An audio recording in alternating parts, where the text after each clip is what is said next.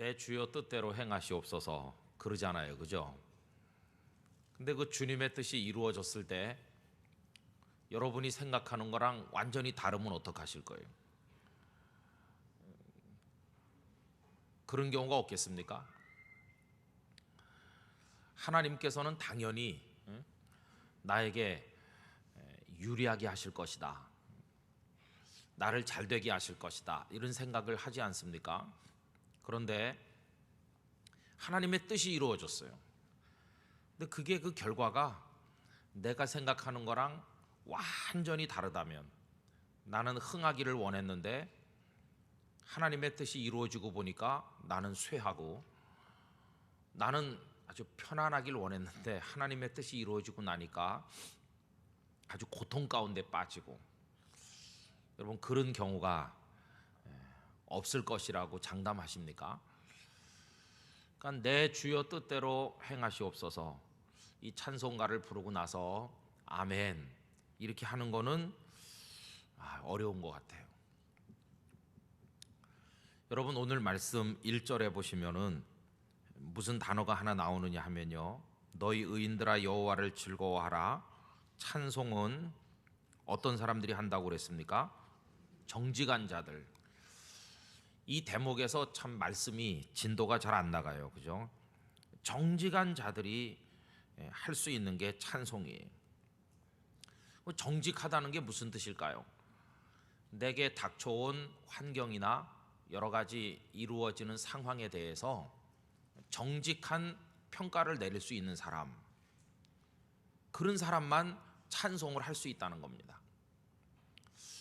여러분, 그 하나님을 우리는 자주 부르고 여호와 하나님을 당연히 그분은 나에게 유리하게 해주실 내 편이시라고 생각하는데, 과연 늘 그럴까 하는 겁니다. 사무엘상 23장에 가보면 다윗은 도망을 다니는 사람이고 다윗을 죽이려고 쫓아다니던 사람이 누굽니까? 사울 왕이죠, 그죠? 그러면 사울 왕은 여호와 하나님을 믿는 사람일까요? 안 믿는 사람일까요? 사울도 이스라엘의 한 사람으로서 당연히 여호와 하나님을 알고 하나님을 믿는다고 나름대로 자부했던 사람입니다. 그럼 이런 경우를 한번 생각해 보세요. 다윗이 하나님 앞에 기도합니다. 하나님, 저 너무 억울합니다.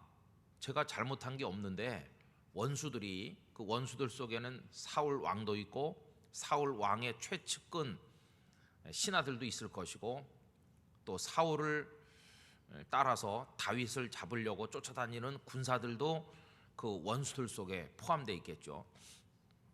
그 원수들이 저를 죽이려고 쫓아다니는데 하나님, 그 원수들의 손에서 저를 건져주세요.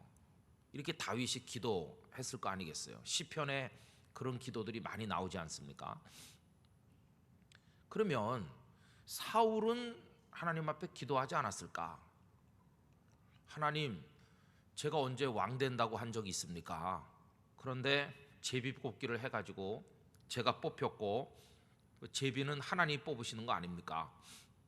그래서 저를 뽑으셔서 제가 이스라엘의 첫 번째 왕이 됐는데, 이건 저의 선택이 아니고 하나님의 선택이시지 않았습니까? 그래서 저를 왕의 자리에 앉혀주셨으면 저를 계속 지켜주시는 게 마땅하지 않습니까? 그런데 제가 말이지, 베들레헴의 애송이 그 녀석을, 다윗 그 녀석을 제가 불쌍히 여겨서 제 밑에 두고, 나이도 어린 그 녀석을 제가 장군의 자리에 앉혀주고 제가 많이 키워줬습니다.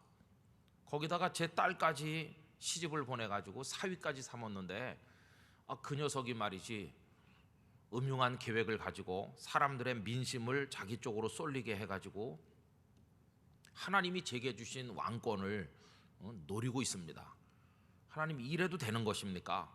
제가 이번에 군사를 풀어서 그 녀석을 추포하려고 지금 출발하는 길인데 부디 꼭 그 녀석을 잡을 수 있도록 도와주세요.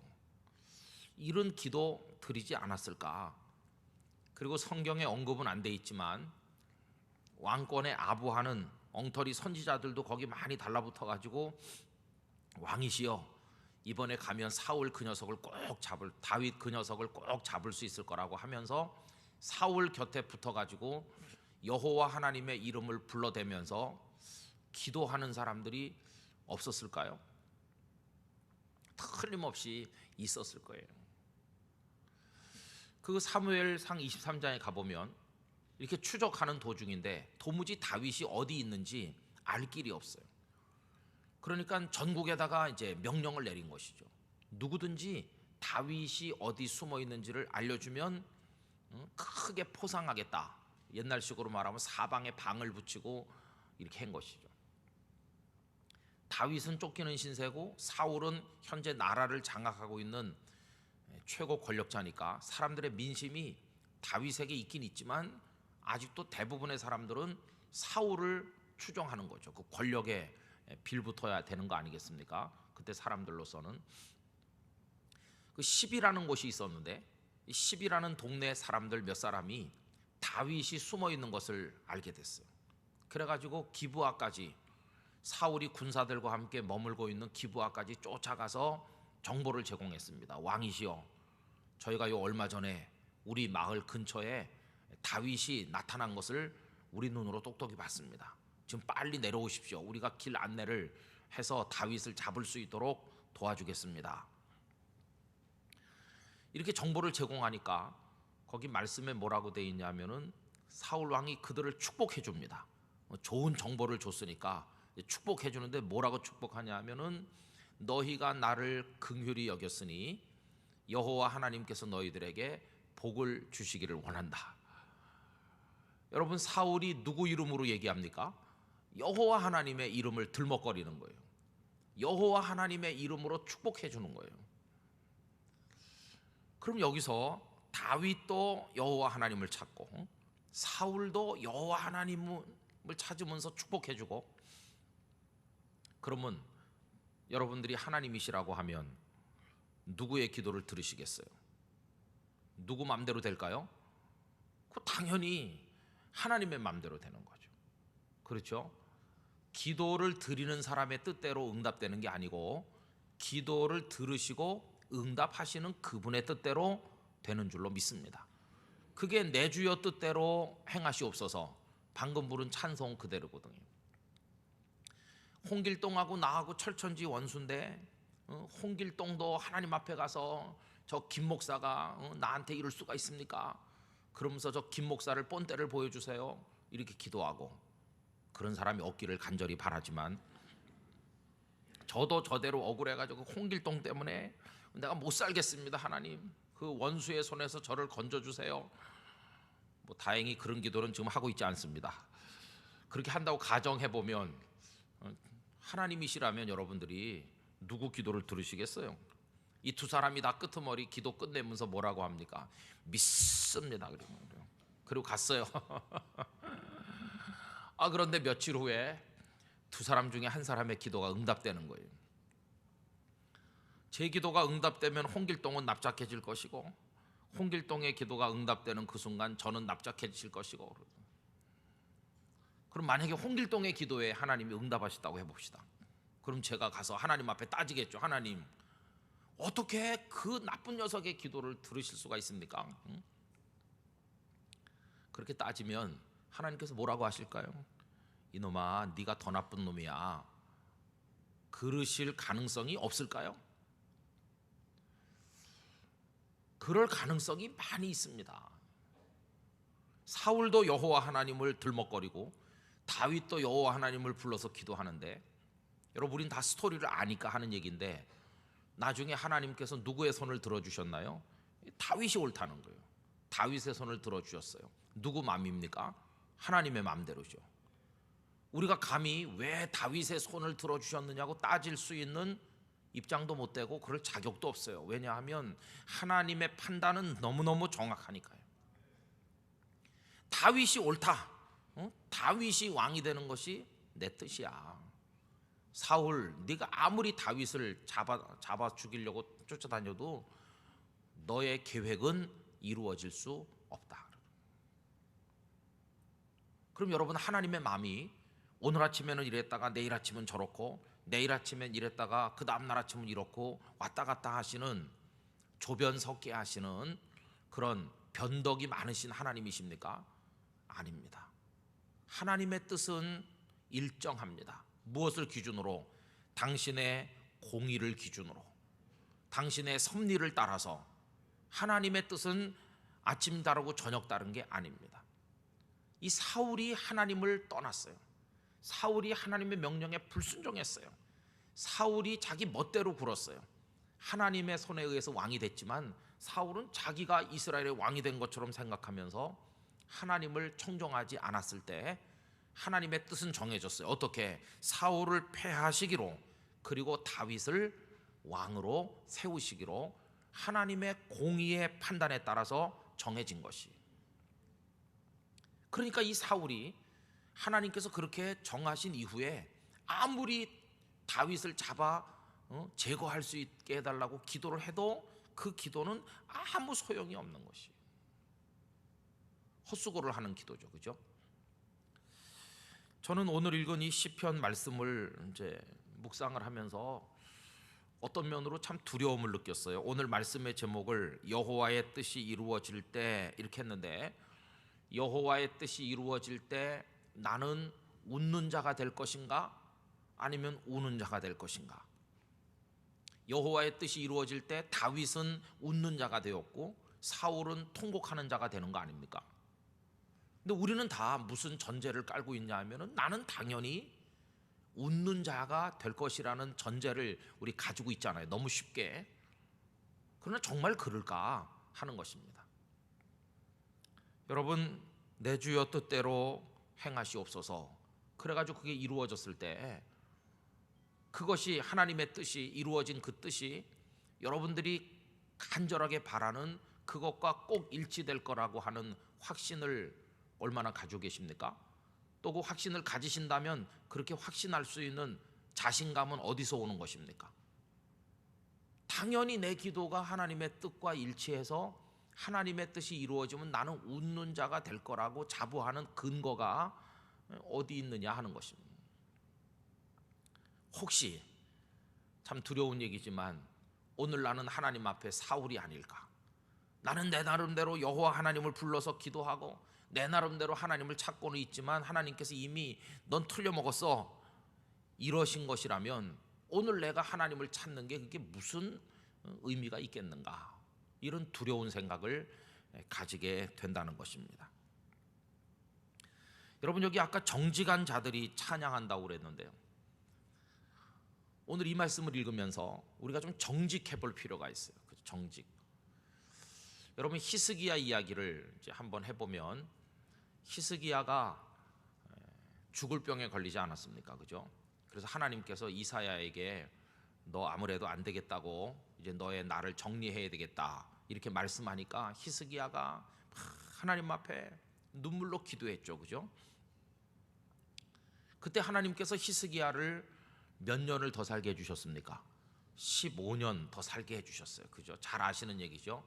해그림자의 시계가 뒤로 10도를 물러가고 15년을 더 살게 해주셨어요. 그러면 그때 히스기야가 정직하다면 사람들이 와서 왕이시여, 어떻게 돌아가셨어야 될 분이 살아계시고 건강을 얻어서 또 15년이나 더 살 수 있는 보장을 받으셨나요? 라고 질문한다면 히스기야가 정직한 자라면 뭐라고 말해야 될까요? 나는 벌써 죽었어야 되는데 하나님께서 나를 긍휼히 여기사 내 생명을 연장시켜 주셨습니다. 이렇게 된 것은 하나님의 은혜입니다. 이렇게 말하는 게 그게 정직한 거예요. 그죠? 정직하다면 그렇게 말해야 돼요. 자신이 무슨 보약을 먹고 자신이 무슨 어디 가서 희한한 명의를 만나 치료를 받아서 살게 된 게 아니고 하나님께서 살게 해주셨잖아요. 그러니까 정직하다면 그걸 말해야 되죠. 하나님께서 살게 해주셨습니다. 이렇게 말하는 사람이 그게 정직한 사람이에요. 여기 지금 찬송은 정직한 자가 한다고 그랬잖아요. 야, 내가 벌써 죽었어야 되는데 하나님께서 은혜로 나를 살게 해주셨어. 이건 하나님의 은혜야. 이렇게 인정하는 게 정직한 것이고, 그러면 그게 내 마음속에 뭐가 될까요? 감사가 되잖아요. 감사하니까 감사한 사람이 하나님 앞에 할 수 있는 게 뭐겠습니까? 찬송하는 거죠. 아, 하나님의 은혜로 있을 데 없는 자 왜 구속하여 주는지 난 알 수 없도다. 하나님 찬송하는 게 이게 당연한 거잖아요. 그러니까 진짜 찬송은 아무나 할 수 있는 게 아니고, 오늘 내가 여기까지 살았고 이 자리에 예배 자리에까지 나왔고 이만한 건강과 믿음으로 하나님을 우러러 볼 수 있는 것이 하나님의 은혜라는 것을 정직하게 인정할 수 있는 사람만이 하나님을 찬송할 수도 있다는 것이. 그런데 히스기야가 병들었다고 하는 얘기가 주변 나라들에 쫙 퍼졌거든요. 그랬더니 그 소식을 바벨론 왕이 알게 됐어요. 히스기야가 죽을 병에 걸렸는데 죽진 않고 소생했다더라. 그런 소식을 듣고는 바벨론 왕이 사절단을 보냈죠. 그 사절단이 귀한 예물을 많이 가지고 와서 히스기야에게 바치면서 왕께서 쾌차하신 것을 축하한다고. 여러분, 그때만 해도요, 바벨론은 아직 신생국가였습니다. 아직 세력이 그렇게 크기 전이에요. 그러니까 조그만 나라 유다에 사신을 보내고 그런 거죠. 그럼 그때 그 가장 강한 나라는 아수르였습니다. 아수르는 강했고 이제 바벨론은 신흥국가이기 때문에 이렇게 보낸 겁니다. 그러나 그로부터 몇십 년 지난 다음에는 판도가 어떻게 바뀌었습니까? 바벨론이 그 주변 나라를 다 석권했고 아수르는 망해버렸죠. 그죠? 근데 그 바벨론이 지금 이렇게 떠오르고 있는, 아직은 대단한 나라는 아니지만 강대국을 향해서 발돋움을 하고 있는 고무렵이거든요. 그때 이제 사절단을 보낸 겁니다. 사절단이 와서 왕께서 쾌차하신 것을 축하하면서 우리 대왕께서 저희들을 보냈습니다. 이렇게 예물을 가져다가 바치고 절을 했을 때 히스기야가 정직하다면 뭐라고 말했어야 되냐, 그 말입니다. 아, 내가 벌써 죽었어야 되는데 하나님께서, 내가 믿는 여호와 하나님께서 나를 살려 주셨습니다. 이렇게 말하는 게 그게 정직한 거죠. 그죠? 근데 불행하게도 히스기야는 그 정직을 가지지 못한 것이, 그 바벨론의 사절단을 데리고 다니면서 뭘 구경시켜 줬습니까? 자기 왕궁에 있는 모든 창고에 보물들, 진귀한 것들을 다 구경시켜 주고 자랑했습니다.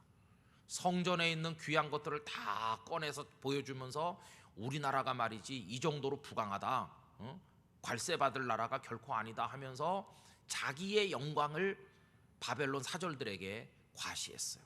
정직합니까? 은금 보화를 창고에 많이 쌓아놨기 때문에 죽었어야 될 그가 죽지 않고 살아난 겁니까? 아니잖아요. 그죠? 그러니까 정직하게 말하면 아무리 내가 태산 같은 은금 보화를 쌓아놨다 할지라도 내가 죽지 않고 산 건 하나님의 은혜입니다. 이렇게 말했어야 정직한 거죠. 그죠? 근데 정직하지 않으니까 하나님을 찬송 못하는 겁니다. 왜? 착각이 생겼거든요. 어떤 착각이요? 은금 보화가 이렇게 많고 우리나라가 이렇게 강하니까, 그래서 마치 죽을 자신이 살아난 것인 양 착각을 하는 영적 중병에 걸린 것이. 그래서 여러분, 정직한 자만 하나님을 찬송할 수 있다고 하는 이 말씀 속에 담겨 있는 깊은 영적 의미를 우리가 깨달아야만 할 것입니다.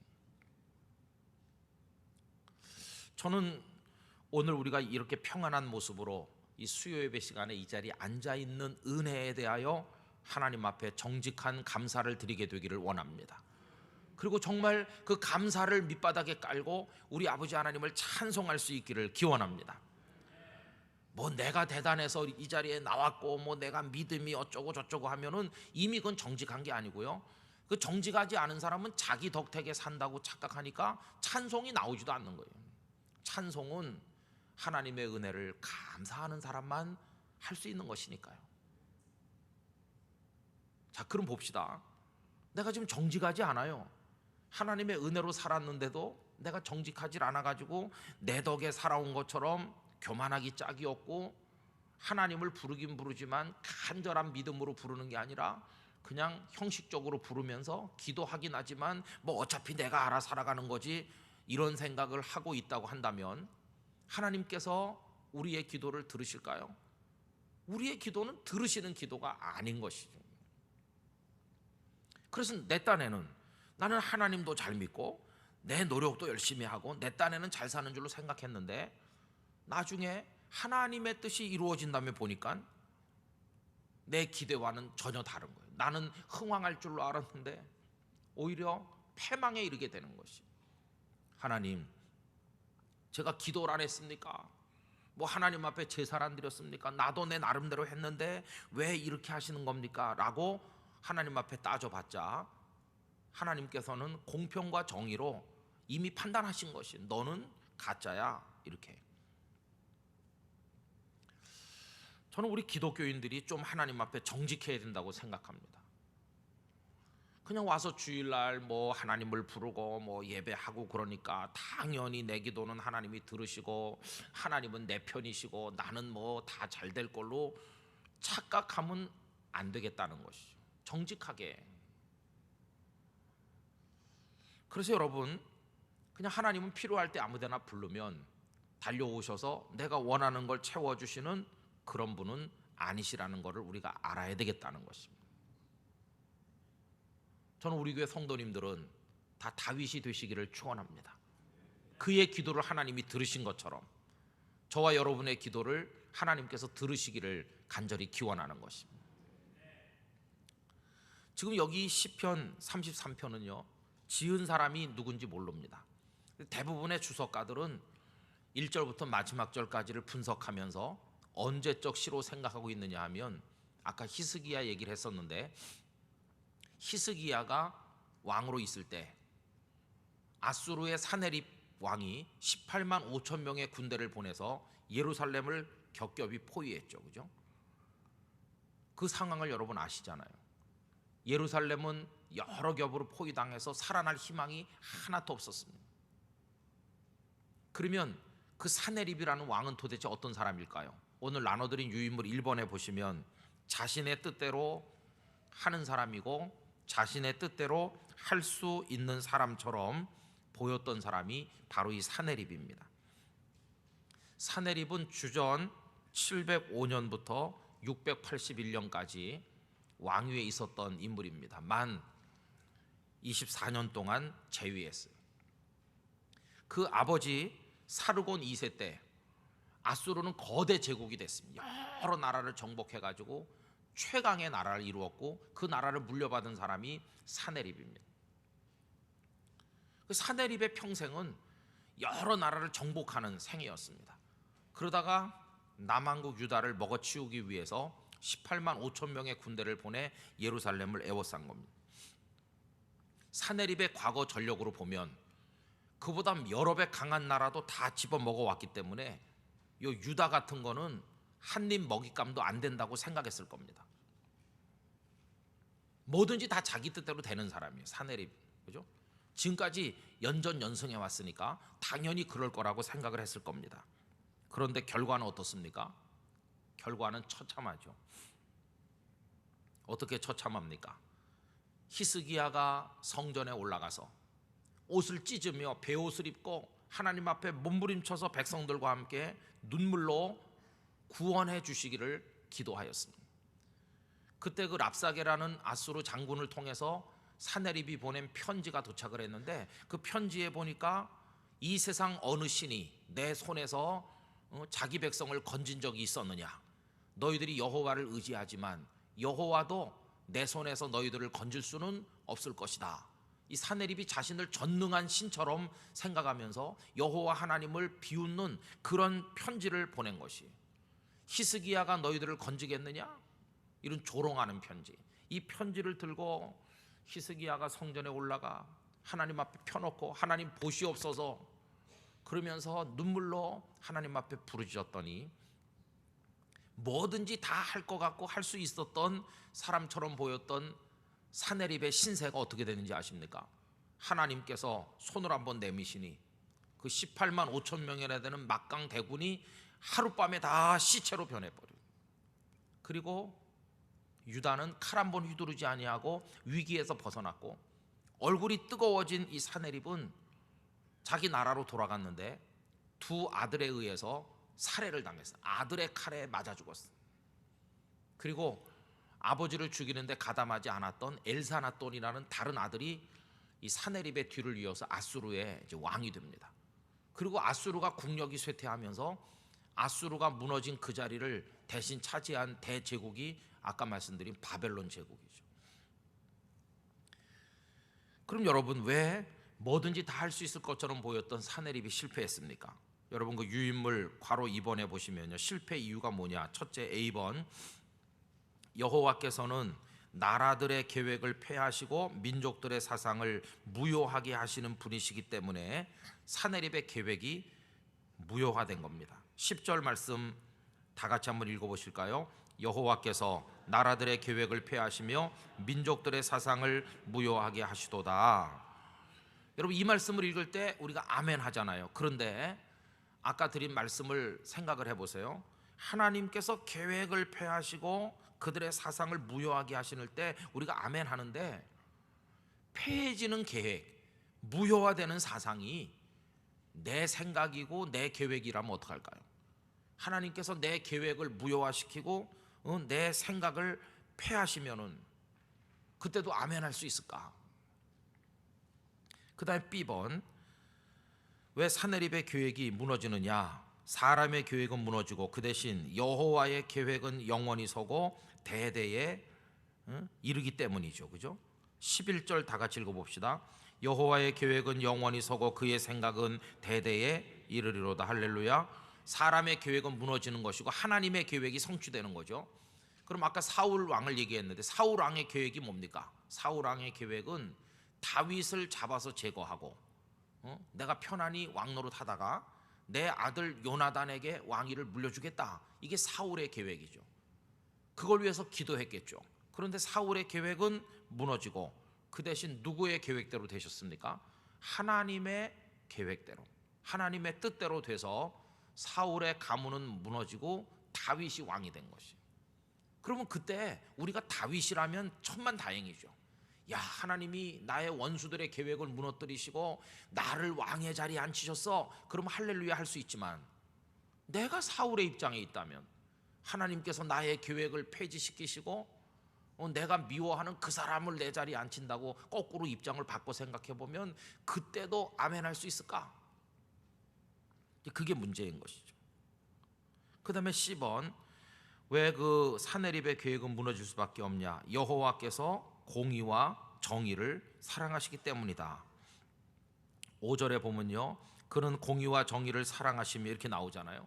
그럼 하나님의 공의의 눈으로 보면 큰 나라가 조그만 나라들을 다 집어먹고 그 백성들을 무참히 도륙하면서 여인네들을 겁탈하고 사람들을 끌어다가 노예로 부리는 게 이게 하나님의 공의에 맞는 겁니까? 안 맞는 겁니다.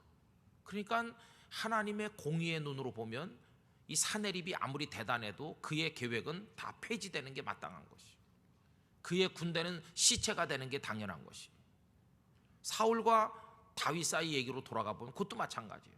사울은 하나님의 뜻도 무시하고 자기 멋대로 하고, 다윗이 사울에게 잘못한 게 하나도 없잖아요. 오히려 다윗은 충복으로서 사울을 높였잖아요. 그런데도 사울은 다윗을 죽이려고 했으니 하나님의 공의의 눈으로 보면 사울의 계획은 폐지되어야 되는 거예요. 다윗을 죽이고 아들에게 왕위를 물려주고 어쩌고 하는 그의 계획은 이루어지면 안 돼요. 하나님의 계획이 성취되는 거죠. 그럴 때 우리가 다윗이라면 다행이지만 우리가 사울의 입장에 서 있다고 한다면, 야, 이건 정말 두려운 일이죠. 그렇죠? 그럼 아까 정직한 자 얘기를 계속 했는데 우리가 사울이라고 가정해 봅시다. 하나님, 어쩌자고 저의 계획은 폐지를 시켜서 제 기도는 이루시지 않으시고 우리 가문은 몰락하게 하시고 저 다윗 저 녀석을 왕의 자리에 앉히시는 겁니까? 하나님 너무하십니다. 이렇게 말해야 될 상황이 왔을 때 사울이 정직하다면 뭐라고 말해야 될까요? 하나님, 당신께서 하신 게 맞습니다. 비록 제가 제 뜻은 다윗을 제거하고 제 아들에게 왕위를 물려주고 싶어서 쫓아다니긴 했지만 이제 와서 생각해 보니 저 다윗은 하나님을 잘 경외한 데 비해서 저는 하나님의 뜻도 수없이 모른 척했고 무시했고 불순종했고 저는 못된 짓을 너무 많이 했으니 정직하게 말하건대 하나님께서 저의 기도를 들으시지 않는 게 그게 공입니다. 그게 맞습니다. 하나님께서 저의 기도를 무시하시고 제 계획을 폐지시킨 것에 대해서 불만이 하나도 없습니다. 그렇게 말할 수 있어야 그게 정직한 거죠. 그런데 그런 정직이 우리 기독교인들에게 있느냐 하는 것입니다. 여러분, 뜻밖의 우리 기독교인들에게는 그런 정직이 없습니다. 그런 정직함이 없어요. 요새 우리가 세상에서 욕을 바가지로 얻어먹고 있습니다. 그죠? 아까 바자회 하는데 잠깐 갔더니 어떤 어르신이 저한테 이렇게 눈 인사를 해서 제가 나가서 인사를 했더니 고기를 하나 사시는 거예요. 그러면서 하는 말이, 저보고 하는 말이 술안주 하려고 산다고 이러는 거예요. 참 기가 막혀서 말이 안 나오죠. 목사 앞에서 술안주 하려고 산다는 거예요. 그러면서 그 교회 좀 다녀보려고 하는데 어렵더라고 그래요.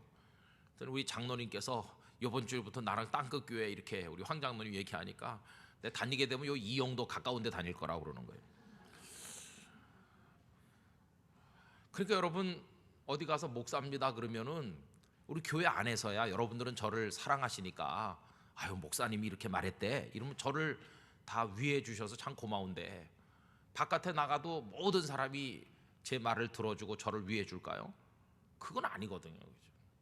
오히려 어디 가서 제가 목사인데요 이렇게 말하면 훑어보면서 요새 목사는 다 사기꾼 같더라, 그럴지도 모르는 거예요.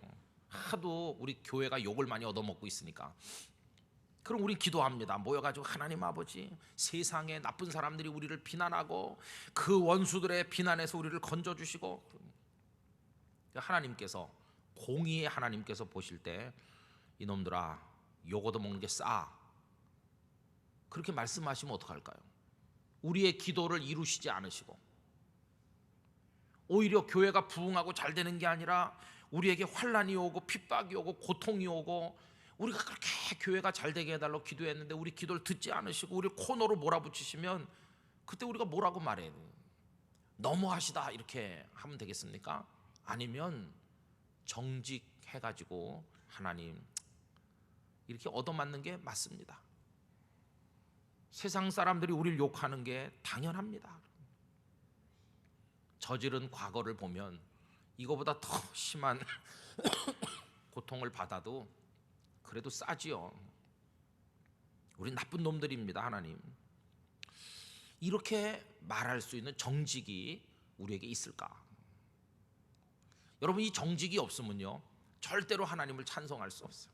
원망만 나올 겁니다. 하나님, 우리가 그래도 복음을 위해서 뭐 예배당 지는다고 헌금도 하고 우리가 이렇게 했는데 어떻게 이렇게 욕을 바가지로 얻어먹게 하시고 우리를 환난으로 몰아넣으시고 하나님 너무하십니다 이러면서 찬송이 나오겠어요? 찬송이 안 나오죠. 그런데 정직하면 하나님, 저지른 우리 한국 교회의 부끄러운 짓을 생각해 보면 목회자나 교인들이나 세상에 소금과 빛이 못 되고 그동안 해온 짓거리들을 보면 얻어먹어도, 욕을 얻어먹어도 쌉니다. 하나님, 욕을 얻어먹게 해주신 것을 감사합니다. 그래서 정신 차리게 되니 우리를 이렇게 종아리를 때리시는 걸 은혜로 알고 하나님 앞에 찬송을 올려드립니다. 고난까지도 하나님의 뜻인 줄로 알고 찬송할 수 있는 사람, 이 사람이 진짜 정직한 사람인 것이죠. 정직한 사람. 근데 그런 정직이 우리들에게 있는가 하는 것입니다. 그런 정직이 우리에겐 거의 없다고 말하는 게 옳을 것이에요. 그러니까 우리는 정직하게 내 삶과 내 생각과 우리의 현실과 모습을 분석해서 우리 자신에 대해서 꾸짖고 책망하고 이렇게 하는 게 아니라 무조건 우리는 다 우리 편이고 하나님 당연히 우리 편일 것이고 그냥 이렇게 얼렁뚱땅 넘어가는 거예요. 그래서 하나님 앞에 드리는 기도가 이루어지지 않는 기도도 너무나 많을 것이에요. 여러분, 하나님께서는요 딱 뜻을 정하시면 당신의 공의대로, 그리고 한번 그분이 하시려고 마음먹으면 절대 실패가 없으세요. 하나님의 말씀은 전능한 말씀. 어떤 말씀이냐면 천지 만물을 말씀 한마디로 창조하셨을 정도로 그분의 말씀과 뜻은 능력이 있습니다. 오늘 말씀에도 거기 보면 9절에 그가 말씀하심에 이루어졌으며 명령하심에 견고히 섰다. 실패가 없으시거든요. 사울 저 녀석은 안 되겠어. 사울 저 녀석의 이제 왕좌는 내가 뺏어서 다윗에게 주겠어 한번 말씀하시면 아무리 사울이 그걸 뒤바꾸려고 해도 안 되는 것이. 하나님의 말씀이 얼마나 능력 있는지 참 무섭습니다, 여러분. 6절과 7절. 여호와의 말씀으로 하늘이 지음이 되었으며 그 만상을 그의 입기운으로 이루었도다. 7절. 그가 바닷물을 모아 무더기같이 쌓으시며 깊은 물을 곳간에 두셨다. 홍해 바다를 가르시고 이런 거 우리 알잖아요. 하나님의 말씀은 그렇게 대단해요, 그죠? 근데 그 하나님이 참 다행스럽게 내 기도를 들으시고 내 편이시라면 이거에 뭐 더 말할 나위도 없이 기쁜 일이지만, 만에 하나 한 번 뜻을 정하시면, 한 번 말씀하시면 그걸 취소시키지도 못하고 실패도 없으신 그분이 나를 대적하는 입장에 서신다면 그때 우린 끝장나는 거예요. 그래서 여러분, 이 시편을 읽으면서 제가 개인적으로 받았던 마음의 어떤 느낌과 감동은 뭐냐 하면은, 하나님 앞에 우리 자신을 정직하게 들여다봐야 되겠다 하는 생각을 가지게 됐다는 것입니다. 못된 짓 맘대로 하다가 새벽에 와서 그저 주여 주여 그러면 오냐 오냐 이렇게 해주시는 그런 이상한 하나님으로 만들어서는 안 되겠다. 내가 정말 하나님 앞에 참 믿음이 있는가? 내가 정말 정직하게 말하건대 이 기도를 들어달라고 말할 자격이 있는가? 하나님 앞에 내 신앙은 살아있는 신앙인가? 내가 양심적으로 세상에 나가 살 때 정말 하나님의 뜻대로 살려고 노력했는가? 나는 부정을 행하지 않고 이중적인 마음을 가지지 않고 비록 부족하지만 하나님 앞에서 정직하게 평가받건대 내 기도를 들어달라고 말할 자격이 있는지, 우리 그런 거 좀 생각을 하고 살아야 되겠다는 마음이 들었다는 것입니다. 여러분, 저는 우리 교우들이 정직한 영성을 가지기를 원하는데요, 정직한 영성을 가지면 우리들은 하나님을 기쁘시게 할 수밖에 없을 것이고, 정직한데 어떻게 못된 짓 하겠습니까? 그죠? 또 우리가 하나님을 기쁘시게 하는 삶을 살게 되면 그땐 당연히 하나님께서 우리의 기도를 들으시게 될 줄로 믿습니다. 그래서 왜 내 기도를 들어주시지 않느냐는 원망을 하고 있을 게 아니라 우리 자신에 대해서 정직한 평가를 하는 것이 급선무다 하는 생각이 든다는 것입니다. 여러분, 히스기야가 저지른 실수를 우리가 지금 많이 아마 하고 있을 거라고 생각됩니다. 그래도 땅끝 교회를 오늘 이만큼 인도해 주시고, 우리를 그래도 이렇게 지나게 해주셔서 어떻게 그렇게 됐어? 그럴 때 우리가 정직하다면, 영도는 인구도 줄고 어려운 일도 많은데 하나님께서 은혜를 주셔서요, 정말 요금도 가식이 없이, 저도 여러분도 똑같은 마음으로 정말 하나님께서 목사도 무능하고 다 우리 부족한데도 은혜를 주셔서 우리 그동안 잘 이게 정말 하나님의 은혜야. 정직하게 그걸 인정을 할 수 있어야 되는데, 우리 마음속에 조금이라도 그래도 우리 교회 교인들은 워낙 질이 좋아가지고 목사도 워낙 세포 구조가 다른 목사님들하고 달라, 우린 DNA가 달라, 우리는 뭐 이런 식으로 한다면은 마치 히스기야가 창고에 쌓아놓은 은금 보화 때문에 안 죽고 살아난 것처럼 바벨론의 사신들에게 떠버리는 거나 다를 게 뭐가 있겠어요? 그 정직하지 않은 것이. 히스기야가 정직하지 않았을 때 어떤 결과가 왔습니까? 하나님 화가 너무 많이 나셨어요. 네가 오늘 그들에게 보여준 그 은금 보화가 다 나중에 바벨론 궁궐로 옮겨가게 될 것이고 네 몸에서 날 후손들이 바벨론 궁궐의 환관 내시가 될 거라고, 이 나라가 망할 것이다. 그때 정직하다면 하나님, 이 나라가 망하는 게 쌉니다. 당연히 망할 수밖에 없겠죠. 이렇게 말해야 될 상황에 이르게 되니까 이게 얼마나 가슴 아픈 것이겠습니까? 그래서 여러분, 우리 오늘 여기까지 살아온 과거를 되돌아보면서 하나님께서 우리에게 베푸신 은혜에 대해서 정직한 감사가 있어야 되겠습니다. 근데 그건 은혜입니다, 은혜. 내가 오늘 여기까지 살아온 게 정말 나도 물론 수고했고 나도 애썼다고 말할 수 있지만, 그러나 그건 나중 얘기고 정말 하나님의 은혜임을 정직하게 인정하는 거, 그게 그냥 저절로 되는 게 아니라 성령의 역사가 있어야 되는 겁니다. 은혜 충만한 사람만이 정직하게 인정할 수 있는 거예요. 은혜가 떠나면 당연히 교만해지고, 교만한 사람은 정직하게 그걸 인정 못합니다. 다 자기 자랑만 하게 돼 있는 것이. 그래서 여러분, 거기 5번째 그 유인물 맨 끝에 내려가 보면 여호와의 뜻이 이루어질 때 어느 편에 있을 것인가? 사울의 기도와 다윗의 기도 중에서 다윗의 기도가 응답되는 게 여호와의 뜻이었고, 그 뜻이 이루어졌을 때 다윗은 하나님의 편에 서 있는 사람이 된 것이고요, 사울은 하나님을 찾으며 살았지만 하나님의 원수의 편에 서 있는 것이죠. 그럼 오늘 나는 하나님의 뜻이 이루어질 때 기뻐하고 찬송할 수 있는 하나님의 편에 서는 성도인가?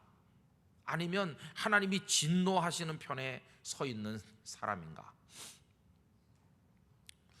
오늘 우리 한국 교회를 내려다보시는 하나님께서 정직하게 우리 자신을 평가하건대 하나님 우리 편이실까? 저는 참 두렵습니다. 하나님 우리 한국교회 편이라고 우리 말할 수 있는가? 하나님 우리 한국교회를 사랑하셔, 이렇게 우리가 생각해 왔는데 정말 그럴까? 하나님 우리 편이 맞으실까요? 아니면 지금 이 상황에서 오히려 우리를 무섭게 대하시는 우리 편이 아닌 하나님, 그분의 말씀이 이루어질까 봐 발발 떨어야 되는 그런 편에 서 있는 건 아닌가? 교회 안에 거짓이 난무하고 교회 지도자들이 부패하고 타락하고 온갖 자기 욕심으로 교회들이 싸우고 지지고 볶고 그런다면 하나님 편인가? 하나님 반대편인가? 목사인 우리들이, 교회 지도자들이 하나님 편인가? 사탄 편인가? 하나님의 뜻이 이루어질 때 나는 과연 기뻐할 수 있는 사람 편에 서 있는 것인가? 아니면은 통곡해야 될 편에 서 있는 건 아닌가? 우리 자신에 대해서 좀 생각해 봐야 돼요. 여러분, 신앙생활을 그런 면에서 우리 좀 진지하게 하게 되기를 원합니다. 주일날 예배를 드리러 한번 나와도요, 정말 참 믿음을 가지고 하나님 사랑하는 마음으로, 가식 없는 참 믿음으로 하나님을 높여야 될 줄로 믿습니다. 저는 이 말씀을 생각하면서 목사가 설교를 할 때도 하나님의 뜻을 성도들에게 정확히 전해드리는 한 가지 목적으로 호소하고 설교를 해야지, 만약에 요만큼이라도 내가 뭐 설교를 잘해, 뭐 나는 워낙 설교를 재밌게 해, 뭐 나는 뭐 워낙 뭐 유명하니까 뭐 그런 걸 보여주고자 하는 마음이 요만큼이라도 있다면 그게 정직하지 않은 겁니다. 그리고 그런 설교가 그게 무슨, 하나님 그래도 내가 선지자 노릇했어요, 내가 매주일 설교하고요, 내가 하나님에 대해서 얼마나 많이 말했는지 아십니까? 이렇게 말해봤자 마태복음 7장에 있는 것처럼 나는 너희를 모른다고 말씀하실 거 아닌가? 어떻게 당신께서 나를 모른다고 할 수 있나? 여러분, 베드로만 예수님을 모른다고 한 게 아닙니다. 예수님도 우리를 모른다고 할 수도 있는 거예요. 그러니까 정말 내가 급식에 나와 봉사하고 뭐 지역 사역을 위해 봉사하고 내가 집사로서 안내를 하고 헌금을 바치고 내가 뭐 이렇게 살아가고 복음을 이 모든 영적인 우리의 삶 속에 정직함이 하나님을 향한 그게 있어야 되는 것이. 저는 우리가 꼭 잘하자고 말하고 싶진 않습니다. 왜냐하면 잘할 수 있는 능력이 별로 없으니까 우리 부족한 거 인정해야 됩니다. 그러나 부족할지라도 정직하게 부족하면 모자란 건 하나님이 채우실 줄로 믿습니다.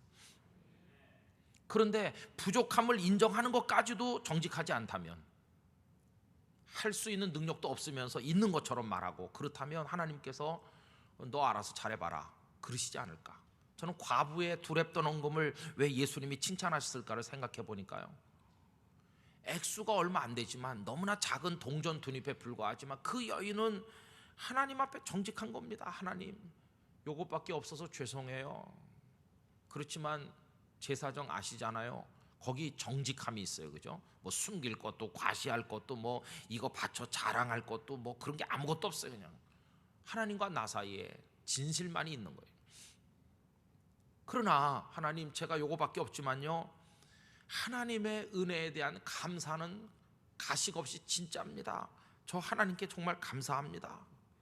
예수님께서 그의 마음을 보시는 겁니다. 마음. 손에 들린 그것 때문에 칭찬하는 게 아니라 그녀의 마음이 하나님 앞에 아름다운 것이니까. 그래서 그 말을 번쩍거리면서 많이 바친 사람보다 그들은 하나님의 은혜에 대한 감사가 없이 자랑하려고 바치니까 그게 정직한 게 아니잖아요. 그러니까 그들은 바치고도 인정을 못 받는 거죠. 바치고도 인정 못 받는 사람 아나니아와 삽비라도 그렇고. 그래서 저는 우리가 새롭게 우리 마음에 가져야 될 영적 가치관이 있다면 우리 하나님 앞에 정직해야 되겠다, 그런 생각이 들었습니다. 여러분, 잘할 수 없는데 잘하려고 하는 것도 정직한 것도 아닙니다. 그죠? 잘할 수 없으면 잘할 수 없음을 우리 그대로 인정하면 되는 겁니다. 잘할 수 없는 것은 하나님이 잘하게 능력 주셔서 하게 될 줄로 믿습니다. 뭐 없는데 어떻게 하겠어요? 없는데 뭐 헌금을 바친다. 내 마음은 많이 바치고 싶은데 없는데 어떻게 하겠어요? 그래서 있는 것 정성으로 바쳤어요. 그랬더니 하나님께서 우리의 정직한 마음을 보시고 축복하실 겁니다. 근데 난 많이 있어요, 많이. 그런데도 내 의식이 허위 의식에 있어가지고 늘 나는 가진 게 없어 이렇게 말해서 조금 바치면 그것도 정직한 게 아니잖아요. 너는 얼마든지 드릴 수 있는데 너는 이 예물이 정직하지 않구나. 그거 하나님 앞에 기쁨이 될 수가 없을 것이. 그죠? 그러니까 내 형편이 이럴 수도 있고 저럴 수도 있고 다양한데 우리 서로 다 다르잖아요. 그러나 하나님 앞에 나갈 때 적어도 오늘 나의 살아온 것에 대해, 내가 지금 하나님께 하는 것에 대해서 정직한 영을 가지고 진지하게 나가야 되겠다, 그런 생각을 가지게 된다는 것이. 여러분, 우리 하나님 앞에 가식 없는 영성을 가진 성도가 되기를 원합니다. 여기 수요 예배 오는 것도 그래요. 하나님, 오늘 꼭 수요 예배 가고 싶은데 어저께도 밤샘을 하고 그저께도 밤샘을 하고 회사에서 너무 시달려서 막 너무 몸이 아파가지고 오늘 못 갔어요. 그럼 하나님이 이놈아 넌 교회도 안 오고 벌을 받아라 그러실까? 아니면 그 방아에 엎드려서 눈물로 드린 기도를 들으실까? 또 혹은 오기도 싫은데 왔어요. 와가지고 참 김 목사가 오늘 왜 이렇게 설교를 오래 하나, 미치겠네, 빨리 가서 드라마도 봐야 되고, 그리고 와서 눈도장은 찍긴 찍었는데 괴롭다. 그럼 그것도 정직한 겁니까? 그것도 정직한 게 아니에요. 차라리 하나님, 드라마 보는 것 때문에 오늘 교회 못 갔는데요, 용서해 주세요, 이렇게 그게 훨씬 정직할. 그리고 하나님의 집에 기쁨으로 갈 수 있는 믿음을 달라고 눈물로 기도하는 게 그게 정직한 거예요. 그죠? 눈도장을 저한테 1000번을 찍어도 하나님이 눈도장 찍어주지 않으면 아무 소용이 없어요. 그죠? 그래서 저는 이 말씀을 묵상하면서요, 한편으로 참 두려움도 많이 느꼈어요. 나는 정말 하나님 편일까? 그러면서 한편으로는 위로도 많이 받았어요. 왜? 그냥 내가 없으면 없는 대로, 부족하면 부족한 대로 내 마음의 붉은 심장, 내 마음의 진실을 하나님 앞에 가지고 나가면 그걸로 될 테니까. 또 위로도 많이 받았어요. 기쁨이 되기도 해요. 그죠? 그동안 여러 가지 관계 때문에, 체면 때문에, 뭐 여러 가지 우리 습관적으로 가졌던 선입견 때문에 이상한 생각들 막 두 겹 세 겹으로 덮어 싸가지고 우리 신앙을 이상하게 포장해서 가지고 다녔다면 껍질을 다 벗기고 우리 땅끝교회 성도들은 하나님 앞에 진실하시게 되기를 바랍니다. 참되게 되시기를 축원합니다. 여러분들의 기도가 다윗의 기도가 응답되듯이 꼭 하나님이 이루시는 기도가 되시길 바랍니다. 하나님 편에 서시는 성도들이 되시기를 원합니다. 여호와의 뜻이 이루어질 때 기쁨이 돼야지 그 뜻이 이루어질까 봐 벌벌 떠는 사람이 돼서는 절대로 안 될 것입니다. 오늘 드리는 이 말씀을요, 가슴 속에 깊이 생각하시면서 한번 곱씹어서 한번 묵상해 보세요. 그래 정말 내 신앙이 어떤지 한번 점검을 철저히 한번 해보세요. 평생을 그런 정직한 영으로 한번 살아가 보세요. 그리고 우리 신앙의 색깔과 질이 완전히 달라질 것이라고 생각합니다. 적당히 이렇게 뭐 넘어가는 그런 거에서 우리 벗어나야 됩니다. 그래서 내 주여 뜻대로 행하시옵소서, 그 뜻이 이루어질 때 우리가 통곡하는 사람이 되는 게 아니라 하나님의 뜻이 이루어지니까 기쁘다, 이렇게 할 수 있는 축복의 사람으로 하나님의 편에 다 서게 되시기를 예수님의 이름으로 축원합니다.